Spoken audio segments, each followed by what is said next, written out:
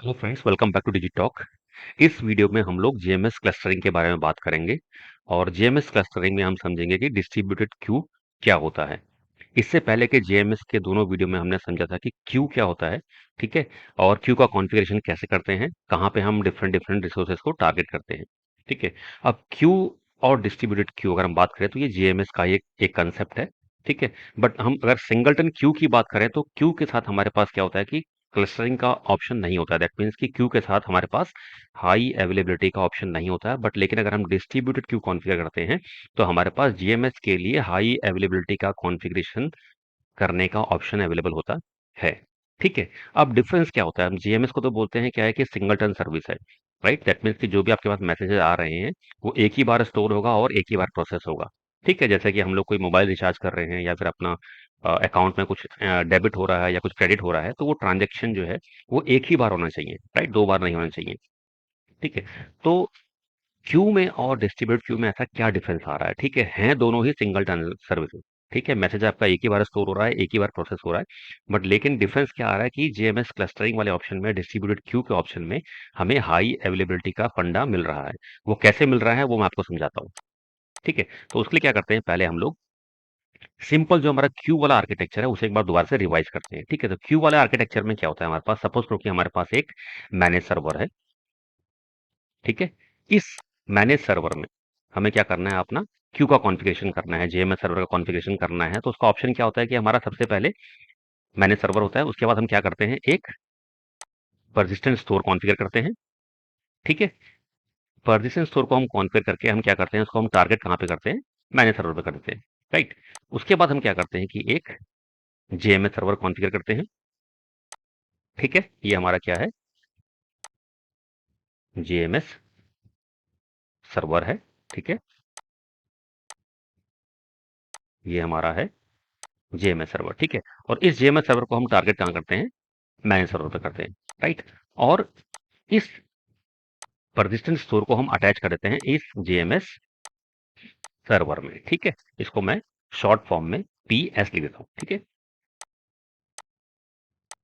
तो यहाँ पर हमारा जो आर्किटेक्चर है वो क्या रहा, हमारे पास एक मैनेज सर्वर है, उसके बाद हमने एक परसिस्टेंट स्टोर क्रिएट किया, उसके बाद हमने एक जेएमएस सर्वर क्रिएट किया, जेएमएस सर्वर को हमने टारगेट किया मैनेज सर्वर पे, पीएस को भी हमने टारगेट किया मैनेज सर्वर पे, ठीक है। और इस पीएस को, जो हमारा परसिस्टेंट स्टोर है, इसको हमने टारगेट कर दिया जेएमएस सर्वर पे। तो ये पहला पार्ट हमारा कवर था। सेकंड पार्ट में हम क्या करते हैं कि एक जेएमएस मॉड्यूल क्रिएट करते हैं, right, for grouping of resources, ठीक है। इस जेएमएस सर्वर को क्रिएट करने के बाद हम सबसे पहले क्या क्रिएट करते हैं, एक कनेक्शन फैक्ट्री बनाते हैं, राइट। कनेक्शन फैक्ट्री हमारी क्या होती है, जो कि आपकी जेएमएस में सिस्टम से कनेक्शन क्रिएट करने के लिए यूज होती है, ठीक है। और हमारा अगर सिंगल सर्वर, हम क्या करते हैं कि इस जेएमएस कनेक्शन फैक्ट्री को भी हम क्या कर देते हैं, अपने इस मैनेज सर्वर पे ही टारगेट कर देते हैं, ठीक है। इसके बाद हम क्या क्रिएट करते हैं, इसके बाद हम क्रिएट करते हैं एक क्यू, राइट। ये जो क्यू आपकी है, इसे हम कहाँ पे टारगेट करेंगे, इसका टारगेट हमारा होगा, सिंपल सी बात है, जेएमएस सर्वर, राइट। तो ये हमारा एक क्यू का आर्किटेक्चर कंप्लीट हो गया, जिसमें हमारे पास एक मैनेज सर्वर है, ठीक। इस मैनेज सर्वर के बाद हमने एक परसिस्टेंट स्टोर क्रिएट किया था, राइट। इसको हमने टारगेट किया मैनेज सर्वर पे। इसके बाद हमने एक जेएमएस सर्वर बनाया, जिसको कि हमने टारगेट कर दिया मैनेज सर्वर पे। ये पहला पार्ट था। सेकंड पार्ट पे हमने क्या किया, एक कनेक्शन फैक्ट्री बनाया, उसके बाद कनेक्शन फैक्ट्री को हमने टारगेट किया मैनेज सर्वर पे, और उसके बाद हमने क्यू क्रिएट किया, इस क्यू को हमने टारगेट कर दिया जेएमएस सर्वर पे, राइट। ये हमारा क्या हो गया, क्यू का आर्किटेक्चर कंप्लीट हो गया। अब कोई भी एप्लीकेशन इस क्यू के जीएनडीआई नेम को यूज करके और कनेक्शन फैक्ट्री के जीएनडीआई नेम को यूज करके इस क्यू में मैसेज भेज सकती है, या फिर इस क्यू से मैसेज को रीड कर सकती है, राइट। अब इसमें ड्रॉबैक क्या था, इस तरह के आर्किटेक्चर में ड्रॉबैक क्या था क्यू वाले में। अब सपोज करो कि अगर आपका जो ये सिंगल मैनेज सर्वर है, ये आपका मैनेज सर्वर क्रैश हो गया, मैं कलर चेंज कर देता हूँ इसको। सपोज करो कि आपका ये मैनेज सर्वर आपका क्रैश हो गया, राइट। तो दैट मीन्स कि आपका कंप्लीट जो जेएमएस सिस्टम है वो डाउन हो गया, राइट।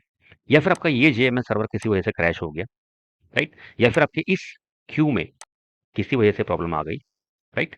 तो इससे क्या होगा, आपका कंप्लीट जो सिस्टम है वो डाउन हो गया, कंप्लीट जेएमएस सिस्टम आपका यहाँ पर डाउन हो गया, राइट। तो ये क्या था आपका कि इसमें इस तरह के आर्किटेक्चर में आपके पास हाई अवेलेबिलिटी का कंसेप्ट नहीं था, मतलब कि क्लस्टरिंग का कंसेप्ट नहीं था, राइट। बट अगर हम बात करें जेएमएस क्लस्टरिंग में डिस्ट्रीब्यूटेड क्यू की, ठीक है, डिस्ट्रीब्यूटेड क्यू में मैंने आपसे क्या बोला कि डिस्ट्रीब्यूटेड क्यू में हमारे पास क्लस्टरिंग का फंडा आया था, राइट।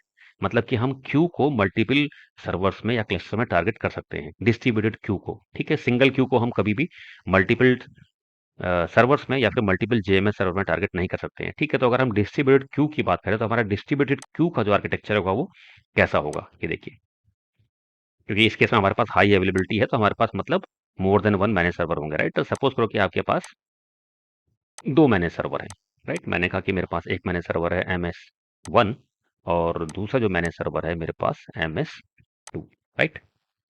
ये मेरे दो मैनेज सर्वर हो गए, ठीक है। उसके बाद मैंने क्या किया, इन दोनों मैनेज सर्वर को क्लस्टर में डाल दिया, राइट। तो ये मेरा क्या हो गया, क्लस्टर हो गया जिसमें कि मेरे दो मैनेज सर्वर हैं, ठीक है। अब मुझे करना है जेएमएस का कॉन्फ़िगरेशन, ठीक है। तो जैसे हम सिंगल के केस में करते हैं, जब हमारा सर्वर क्रिएट होता है तो सर्वर क्रिएट करने के बाद हम सबसे पहले क्या क्रिएट करते हैं कि हम सबसे पहले एक परसिस्टेंट स्टोर क्रिएट करते हैं, राइट।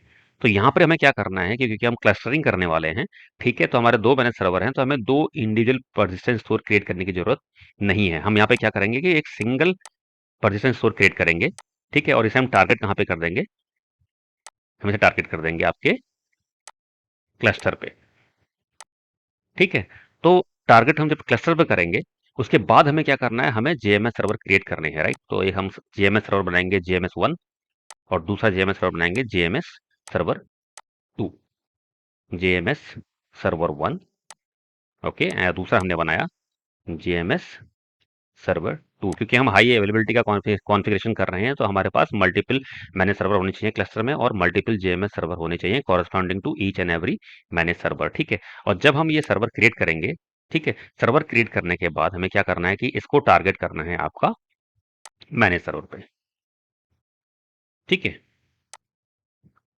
लाइक दिस, ठीक है। और अगर आप सिंगल मैनेज सर्वर पर नहीं करते हैं तो इसके बदले आप इसको सीधे डायरेक्टली आप क्लस्टर पे टारगेट कर सकते हैं, ठीक है। अगर आप इंडिविजुअल मैनेज सर्वर पर नहीं कर रहे हैं तो आप सीधे क्लस्टर पे टारगेट करिए, तो आपके क्लस्टर में जितने भी मैनेज सर्वर हैं ऑटोमेटिकली ये पर्टिकुलर जेएमएस सर्वर सारे क्लस्टर को टारगेट हो जाएगा, ठीक है। तो ये पहला पार्ट हमारा कंप्लीट हो गया। हमने क्या किया, एक क्लस्टर बनाया जिसमें हमारे दो मैनेज सर्वर थे, ठीक है। और दो मैनेज सर्वर के बाद हमने क्या किया, एक परसिस्टेंट स्टोर क्रिएट किया जिसको हमने क्लस्टर पे टारगेट कर दिया।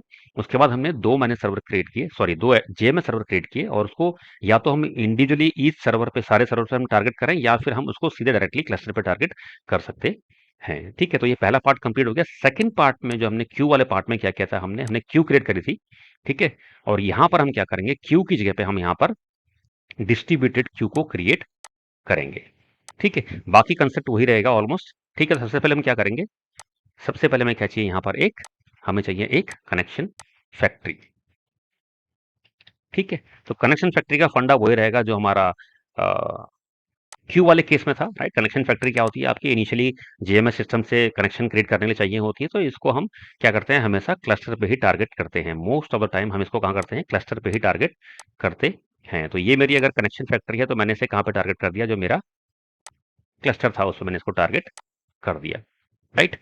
अब कनेक्शन फैक्ट्री के बाद हम क्या बनाएंगे, एक डिस्ट्रीब्यूटेड क्यू बनाएंगे। क्या बनाएंगे, एक, जिसको मैं शॉर्ट फॉर्म में डीएस बोल रहा हूँ, ठीक है। डीएस का मतलब आप समझ जाइए, मैं बोल रहा हूँ यहाँ पर डिस्ट्रीब्यूटेड क्यू का मतलब है यहाँ पर, ठीक है। ये डीएस बनाई। अब डीएस बनाने के बाद हम इसको टारगेट कहाँ पे करेंगे, ठीक है। तो यहाँ पर अब एक डिफरेंस समझ लीजिए, जब हम क्यू क्रिएट कर रहे थे तो हम क्या कर रहे थे, क्यू को हम सिंगल एक individual manage server JMS server पर टारगेट कर रहे थे, ठीक है। अगर आपके पास मल्टीपल क्यूज हैं तो हर क्यू को आपको अलग अलग जेएमएस सर्वर पे इंडिविजुअली टारगेट करना पड़ेगा, राइट, ठीक है। बट जहां तक हम बात करते हैं डिस्ट्रीब्यूटेड क्यू की, ठीक है, तो डिस्ट्रीब्यूटेड क्यू को जब हम जब भी क्रिएट करते हैं तो हम इसको डायरेक्टली क्लस्टर पे टारगेट करेंगे, ठीक। तो यहाँ पर डिफरेंस क्या आ गया, क्यू वाले केस में और डिस्ट्रीब्यूटेड क्यू वाले केस में हम सिंगल क्यू को कभी भी क्लस्टर में टारगेट नहीं कर सकते हैं, ठीक है। और अगर आप डिस्ट्रीब्यूट क्यू है तो हम उसको डायरेक्टली मैनेज सर्वर पे, जो सॉरी जो हमारा डायरेक्टली जो क्लस्टर है, हम क्लस्टर पे डिस्ट्रीब्यूट क्यू को टारगेट करेंगे। अब इससे होगा क्या आपका, जैसे ही आप इस डिस्ट्रीब्यूट क्यू को आप जैसे ही टारगेट करेंगे आप क्लस्टर पे, ठीक है, तो ये क्या करेगा, ऑटोमेटिकली इस जेएमएस सर्वर के लिए और इस जेएमएस सर्वर के लिए ऑटोमेटिकली एक क्यू क्रिएट कर देगा दोनों के लिए, based on the cluster configuration, मतलब कि क्लस्टर में कितने मैनेज सर्वर हैं, आपके क्लस्टर में कितने जेएमएस सर्वर हैं, उसके अकॉर्डिंगली, ठीक है। और उसका एक नेमिंग कन्वेंशन वो डिसाइड कर देगा, ठीक है। समथिंग लाइक जैसे आपने कहा कि मेरा जेएमएस सर्वर 1 है, ठीक है, तो उसका नाम अगर जेएमएस 1 1 है तो जेएमएस 1 एंड देन उसके बाद एट द रेट, ठीक है, आपका जो भी जो मैनेज सर्वर का नाम है उसको ले लेगा, और उसके बाद एट द रेट लगा करके आपका जो भी आपने डिस्ट्रीब्यूटेड क्यू का नाम दिया है वो नाम यहाँ पे प्रीफिक्स और सफिक्स लगा देगा। तो इस फॉर्मेट में क्या करेगा कि ऑटोमेटिकली ये क्यू क्रिएट कर देगा। तो यही क्यू यहाँ पर अगर मैं इस जेएमएस सर्वर 2 के लिए बोलूंगा तो इस केस में क्या बन जाएगी, JMS 2 MS2 and then queue का नेम सेम रहेगा DQ1, ठीक है। तो अब इसमें क्या हुआ, आपके दो क्यू ऑटोमेटिकली क्रिएट हो गई फॉर योर जेएमएस सर्वर्स, ठीक है। अब क्या है कि जो भी मैसेजेस आपका आएगा, ठीक है, एक डिफरेंस और है, जब हम डिस्ट्रीब्यूटेड क्यू क्रिएट करते हैं या फिर क्यू क्रिएट करते हैं तो डिस्ट्रीब्यूटेड क्यू में क्या होता है, हमारा जीएनडीआई नेम सेम होता है, ठीक है। और उस जीएनडीआई नेम को जब हम टारगेट करते हैं तो आपकी जो एप्लीकेशन है, ठीक है, वो उस जीएनडीआई नेम के थ्रू डिस्ट्रीब्यूटेड क्यू से कनेक्ट हो सकती है, ठीक है। और वो डिस्ट्रीब्यूटेड क्यू करेगा, आपका क्या करेगा, लोड जो होगा बैलेंस कर देगा बिटवीन डिफरेंट मैनेज सर्वर्स या फिर different JMS server in the cluster. वहीं अगर हम क्यू की बात करें, अगर हम कोई एक क्यू डिफाइन करते हैं और उसको हमने एक जीएनडीआई नेम दे दिया, तो उस जीएनडीआई नेम को आप डुप्लीकेट नहीं कर सकते हो। मतलब कि अगर आप कहो कि मैं एक पैरेलल में और क्यू डिफाइन करता हूं और मैं उसको एक डिफरेंट जेएमएस सर्वर पर टारगेट करता हूं और मैं उसका सेम नेम रखता हूं, तो वो उसको अलाउ नहीं करेगा, क्योंकि आपकी वो जो जीएनडीआई नेम है क्यू का, ठीक है, वो ऑलरेडी बाइंड हो चुका है, ठीक है। ये एक और डिफरेंस है आपका सिंगल स्टैंड अलोन कॉन्फ़िगरेशन में और जेएमएस क्लस्टरिंग कॉन्फ़िगरेशन में, जहां पर आपका डिस्ट्रीब्यूटेड क्यू को आप सिंगल जीएनडीआई नेम दोगे और यार आपकी एप्लीकेशन जो है वो उस सिंगल जीएनडीआई नेम के थ्रू इस डिस्ट्रीब्यूटेड क्यू को एक्सेस करेंगी और इसी के थ्रू आपके जो है जो रिक्वेस्ट होगी वो हाई अवेलेबिलिटी के कंसेप्ट में डिस्ट्रीब्यूट होगी between all of the manage servers and all of the JMS servers. अब इस केस में क्या होगा, परसिस्टेंस स्टोर जो होता है वो रहेगा सबका अलग ही, ठीक है। हमारे आर्किटेक्चर में क्या है, दो मैंने जो दो जेएमएस सर्वर हैं, ठीक है, लेकिन हमने क्या किया था कि एक परसिस्टेंस स्टोर क्रिएट किया था और टारगेट किया था क्लस्टर को, राइट। तो परसिस्टेंस स्टोर में सपोज अगर हमने फाइल स्टोर बेस लिया हुआ है, ठीक है, तो फाइल स्टोर बेस में हम क्या करते हैं, एक पाथ डिफाइन करते हैं, ठीक है। सपोज मैंने कहा, मैंने पाथ दिया ओपीटी वेयर, ठीक है, और जेएमएस मैसेजेस, ठीक है। तो अगर मैंने ये पाथ अपना सपोज करो कि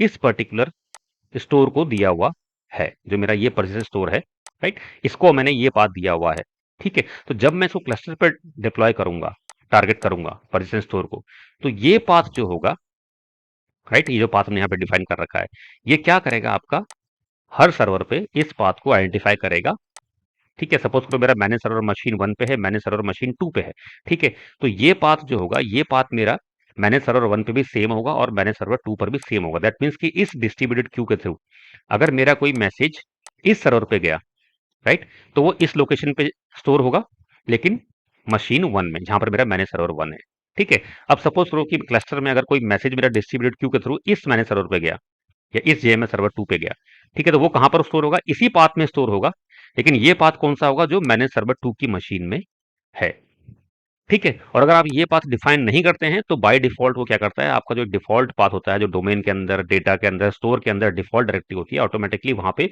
एक लोकल परसिस्टेंट स्टोर क्रिएट कर देता है, ठीक है। तो यहाँ पर डिफरेंस क्या आ गया, अगर मैं स्टैंडर्ड आर्किटेक्चर की बात करूं, वहां पर हमारा क्या था कि एक जो पीएस स्टोर किया था हमने, उसको एक डायरेक्टरी स्पेसिफाई की थी। सेम कंसेप्ट यहाँ पर भी है, डिफरेंस सिर्फ इतना है कि हमने पीएस को क्लस्टर में टारगेट कर दिया है और जो भी हमने डायरेक्टरी पाथ स्पेसिफाई किया है वो हर एक मशीन के लिए, हर एक इंडिविजुअल मैनेज सर्वर के लिए एप्लीकेबल होगा, ठीक है। तो ये कंसेप्ट है हमारा डिस्ट्रीब्यूटेड क्यू का, कि हम डिस्ट्रीब्यूटेड क्यू को कैसे हाई अवेलेबिलिटी मोड में कॉन्फ़िगरेशन कर सकते हैं जेएमएस का, ठीक है। और नेक्स्ट वीडियो में हम लोग देखेंगे कि इसको हम प्रैक्टिकली कैसे इंप्लीमेंट कर सकते हैं।